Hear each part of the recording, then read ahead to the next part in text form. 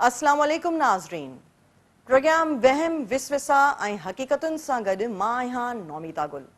असांजे समाज में थींदड़ उहे हक़ीक़तूं जेके लिकियल आहिनि या जिन ते ॻाल्हाइण खां पासो कयो वञे थो या ॻाल्हाइण खां लवायो वञे थो। हिक समाजी या मज़हबी रिवाज कंहिं ख़ासि अमल खे मना करण या महदूद करण या कंहिं ख़ासि जगह या शइ सां वाबस्तगी खे मना करण खे टैबू चवंदा आहिनि।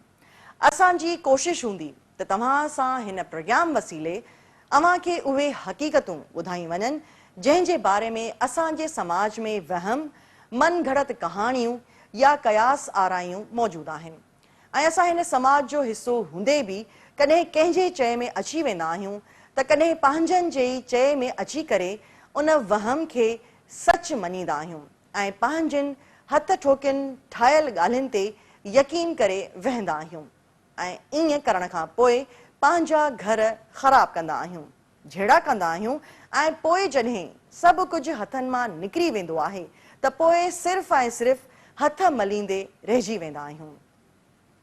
असांजे हिन प्रोग्राम में हसास क़िस्म जे मौज़ूअनि ते ॻाल्हि ॿोल कई वेंदी जंहिंजो मक़सदु सिर्फ़ सच साम्हूं आणणु आहे। असां जंहिं समाज में रहूं था उन में औरत खे घणी क़दुरु अहिड़ियुनि ॻाल्हियुनि जो कसूरवार सम्झियो वञे थो जंहिंमें संदसि को बि कसूर नाहे हूंदो। त अॼु जंहिं मौज़ू ते असां ॻाल्हाईंदासीं उहो इहो आहे त छा पुट या धीअ ॼणणु औरत जे वस में आहे। जेकॾहिं कंहिं औरत खे धीअ जो औलाद थिए थो त कसूरवार औरत खे ई सम्झियो वञे थो, हालांकि हक़ीक़त इन जे उबतड़ आहे। इन हवाले सां असां हिकु रिपोर्ट तयारु कई आहे, अव्हां खे ॾेखारियूं था।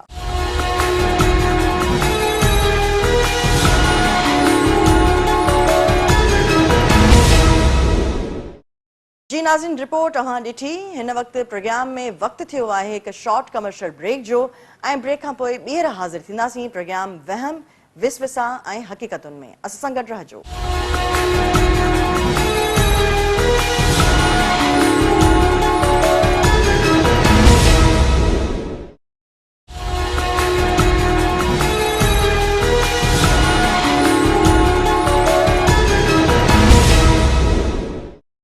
वेलकम बैक नाज़रीन, प्रोग्राम में ॿीहर भलीकार। नाज़रीन, इन हवाले सां असांखे टेलीफोन लाइन ते ज्वाइन कयो आहे डॉक्टर सिकंदर मुग़ल साहब।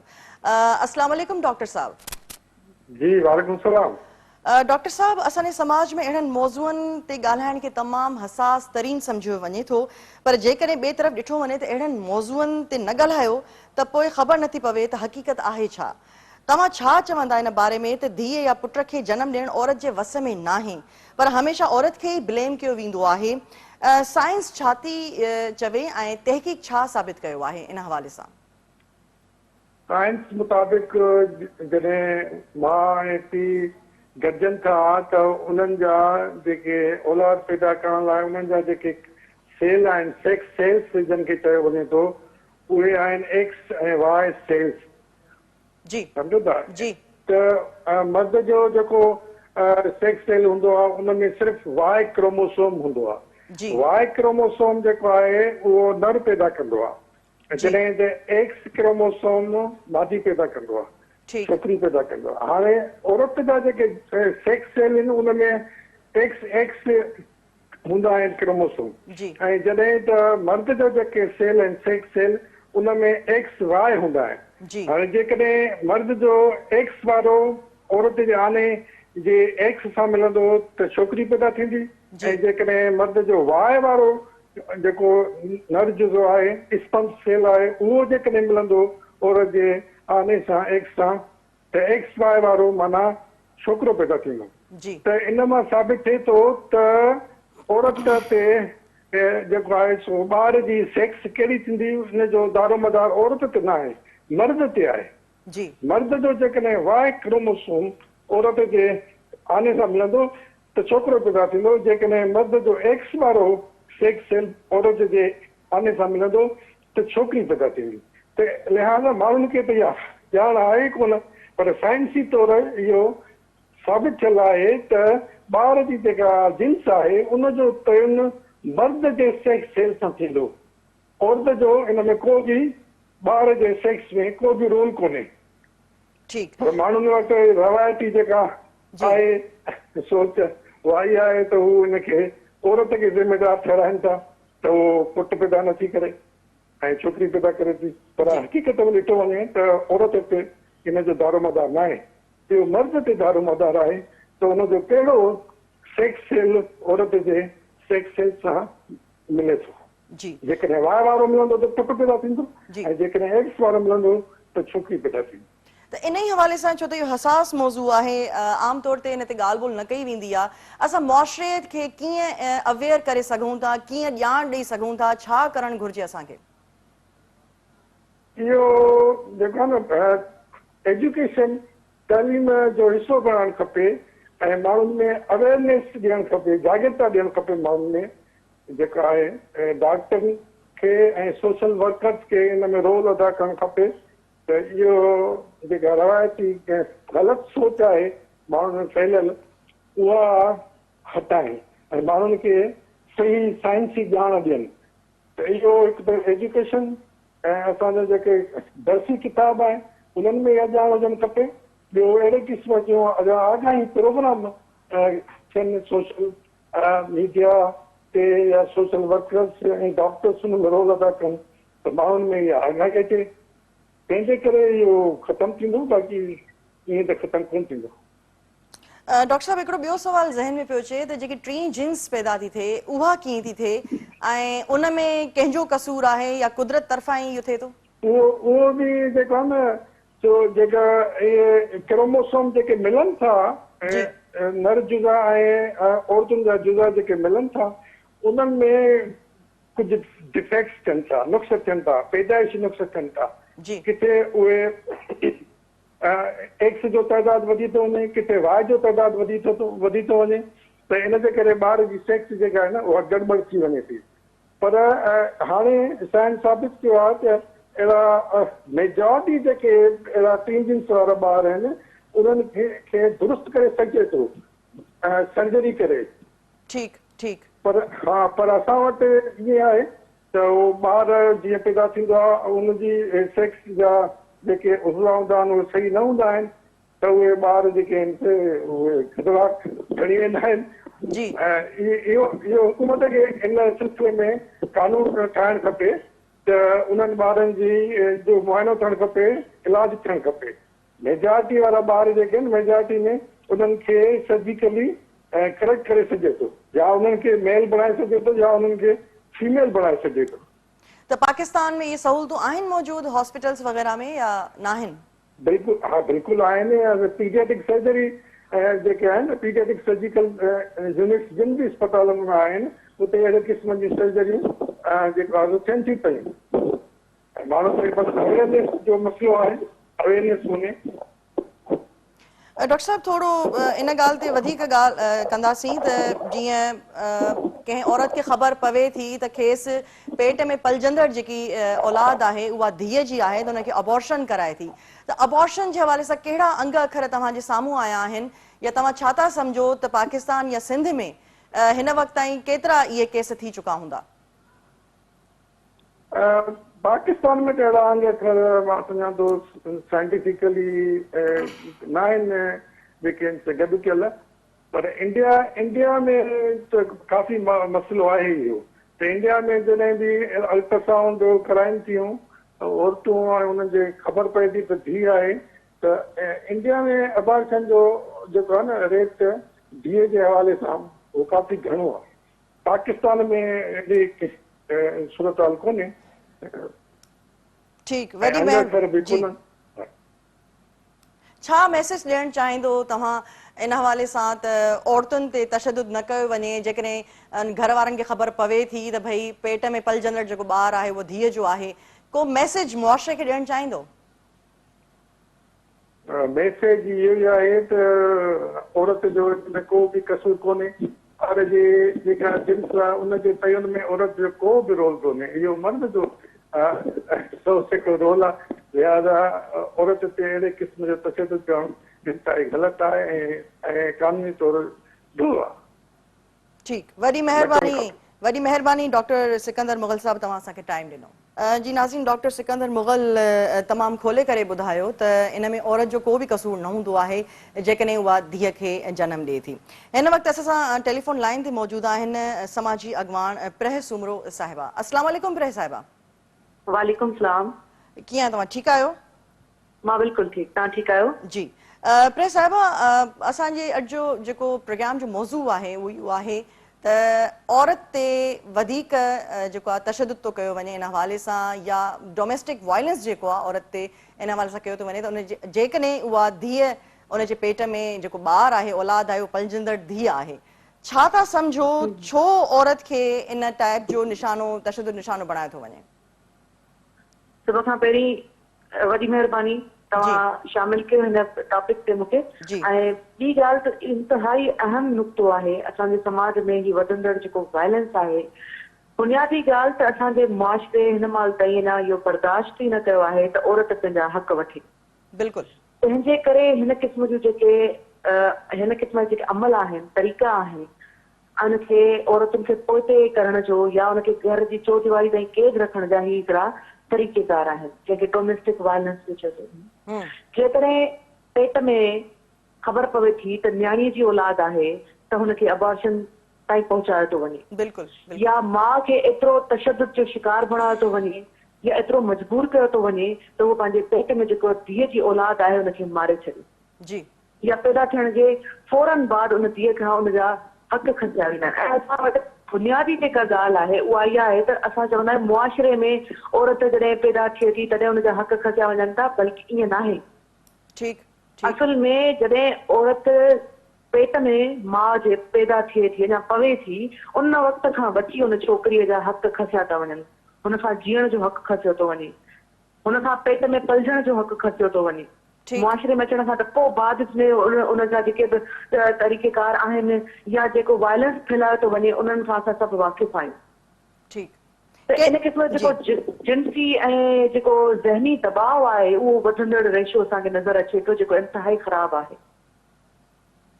केतिरियूं विक्टिम्स तव्हांजी नज़र में हूंदियूं हिन वक़्तु ताईं जिन खे इन तशदुद जो निशानो बणायो वियो आहे ऐं ज़हनी टॉर्चर ॾिनो वियो आहे, हालांकि हुनजो को बि कसूर न हूंदो आहे? नमिता, ज़ाहिरी तौर ते असां हिते ॾिसंदासीं त तमामु घणे तइदाद में अहिड़े क़िस्म जा वायलेंसिस मौजूदु आहिनि जिते असां पंहिंजे ख़्याल मूजिबि चऊं त 80% या 90% ईअं थिए थो। काफ़ी अहिड़ा केसिस आहिनि जेके मंज़र आम ताईं नथा अचनि पिया, केतिरा ई अहिड़ा केसिस आहिनि जेके असां बिल्कुलु असांजे आसपास जे घरनि में बि मौजूदु आहिनि, पर उन्हनि खे ज़ाहिर न कयो वियो आहे। उनजे पुठियां केतिरा ई समाजी कारण बि थी सघनि था। हर ॿिए घर में इन क़िस्म जो तशदुद फैलायो थो वञे पियो। तशदुद सिर्फ़ु जिस्मानी न हूंदो आहे, ज़हनी बि हूंदो आहे, नफ़सियाती तशदुद बि हूंदो आहे जेको इंसान खे सफ़ा नीस्तो नाबूद थो करे पियो। ऐं इन क़िस्म जी जेकॾहिं तशदुद कया वेंदा, इन वायलेंस में अञा वाध थींदी त ही मुआशरो नीस्तो नाबूद थी वेंदो। इन करे वक़्ताइता जेकॾहिं क़दम न खयां विया हिन अमल जे ख़िलाफ़ त इहो अमल अञा वधी बि सघे थो पियो। मां तव्हांखे हिकिड़ी ॻाल्हि ॿुधायां त हिते छोकिरियूं जेके आहिनि उहे पंहिंजो साह खणण बि जेका ॿिए जी मर्ज़ी सां कंदियूं आहिनि। हिकिड़ी छोकिरी कानून जी वञी करे एडमिशन वठे थी, दाख़िला वठे थी, उनखे उनजे पीउ ऐं भाइरनि खे जॾहिं ख़बर पवे थी त उनखे तशदुद जो निशानो बणाए उनजे पुठीअ ते मीरा निशान जेसिताईं नथा पइजनि तेसी ताईं उनखे नथा छॾनि, उनजूं आङुरियूं भॼी थी पवनि, उनखे ज़हनी टॉर्चर थो ॾिनो वञे पियो। हिकिड़ो ॿियो केस साम्हूं आयो हुयो जंहिंमें चार्टर्ड अकाउंटेंट छोकिरी हुई, हुनजो हस्बैंड उन ते इन करे तशदुद कयो, उनजो चहिरो बिगाड़ियो, छाकाणि जो उनजे ऑफिस में जेको मेल स्टाफ हुआ उन्हनि जो चहिरो न ॾिसी सघनि। त हिते ॻाल्हि सिर्फ़ु बहिराड़ियुनि जी न आहे, शहरनि में बि इन क़िस्म जो वायलेंस फैलिजे थो पियो। हिनखे फौरी तौर ख़तमु करण जे लाइ हिकिड़ी तहरीक हले, एक्ट पास थियनि ऐं हिन ते पूरी कानूनी कार्रवाई थियणु घुरिजे ऐं कानून में इन क़िस्म जी लेनेंसी ॾियणु घुरिजे समाज जे अंदरि। बहिराड़ियुनि में इन करे रेशो वधीक आहे जो औरतूं उते पढ़ियल घटि आहिनि, शऊर याफ़्ता घटि आहिनि, तंहिंजे करे हू दॿाउ में अची थियूं वञनि पियूं। हिन वायलेंस में मां नथी सम्झां त सिर्फ़ु मर्द ई इन्वॉल्व आहिनि, केतिरे ई क़दुरु औरतूं बि इन्वॉल्व आहिनि। सही, पूरो घर तो इन्वॉल्व थी वञे, पूरो घर ई इन्वॉल्व हूंदो आहे, घर जा भाती हूंदा आहिनि।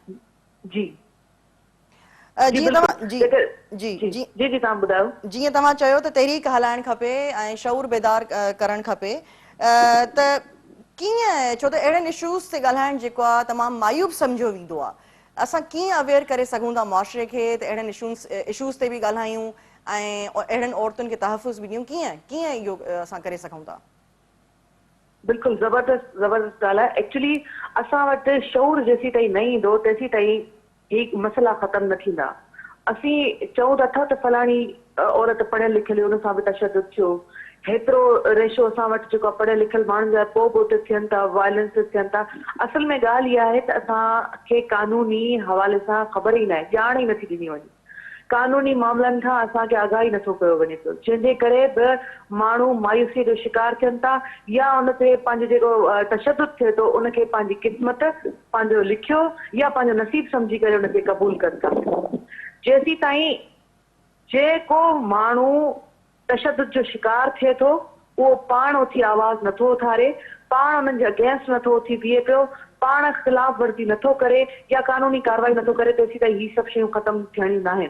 ऐं हिन लाइ असां सभिनी खे गॾिजी करे तहरीक में अचिणो पवंदो, तहरीकूं हलाइणियूं पवंदियूं, औरतुनि सां मिलणो पवंदो, उन्हनि जे मामलनि खे जांचणो पवंदो, सम्झणो पवंदो, शऊर बेदार करणो पवंदो। जेसीं ताईं मुआशरे में शऊर न आहे तेसीं ताईं हिन क़िस्म जो जेको जहालत वारो रवैयो आहे उहो अञा वाद वीज कंदो। वरी महिरबानी अव्हांजी प्रेस उमरो साहिबा, तव्हां असांखे प्रोग्राम में जॉइन कयो। नाज़रीन, प्रेस उमरो जेके समाजी अॻवान आहिनि उन्हनि जो इहो चवणु हो त जेके इहे हसास मौज़ू आहिनि, जेके इहे हसास जेके मौज़ू आहिनि, इन्हनि जे हवाले सां ॻाल्हाइणु ज़रूरी आहे, माण्हुनि में शऊर पैदा करणु ज़रूरी आहे।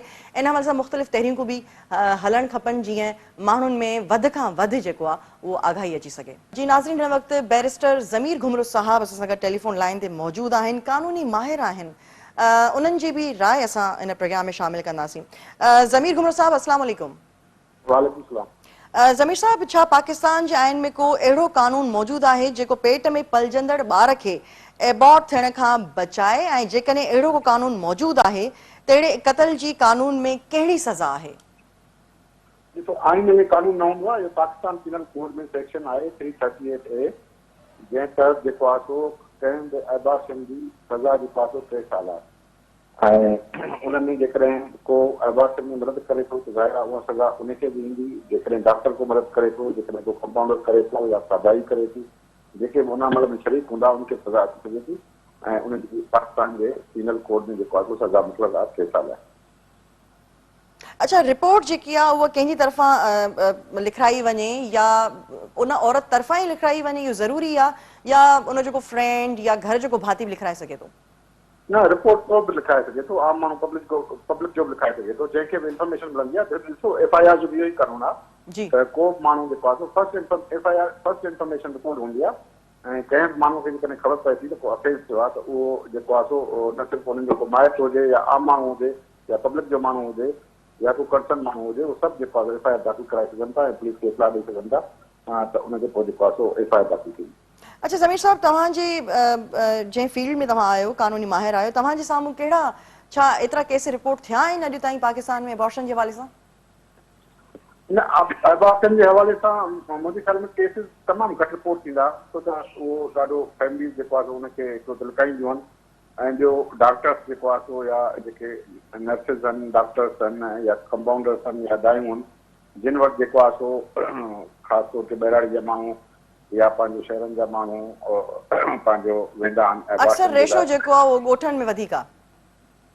न, मुंहिंजे ख्याल में त ॻोठनि में एबॉर्शन जो रेशो घटि हूंदो ऐं शहरनि में वधीक आहे। शहरनि में वधीक आहे ऐं शहरनि में वधीक हूंदो। इन ते का मूं वटि का अहिड़ी स्टडी कोन्हे का जंहिंमें इहो अंदाज़ो कराए सघे, पर एबॉर्शन जेको आहे इलीगल आहिनि ऐं उहो कानून उन्हनि जी जेको आहे इजाज़त नथो ॾे। ऐं जेको उन अमल में कंहिंजी मदद करे थो त उनखे बि उहा ई सज़ा ईंदी 109 में, जेका जेको आहे सो एबॉर्शन कराइण वारे खे अची सघे थी या करण वारे खे अची सघे थी। वॾी महिरबानी अव्हांजी ज़मीर घुमरो साहब, तव्हां असांखे टेलीफोन लाइन ते जॉइन कयो। नाज़रीन, प्रोग्राम वहम विसवसा ऐं हक़ीक़तुनि जे अॼोके प्रोग्राम में फ़िलहाल एतिरो ई। इंशाअल्लाह ईंदड़ ॿिए के प्रोग्राम में ॿिए नए मौज़ू सां हाज़िर थींदासीं। तेसिताईं अल्लाह हाफ़िज़।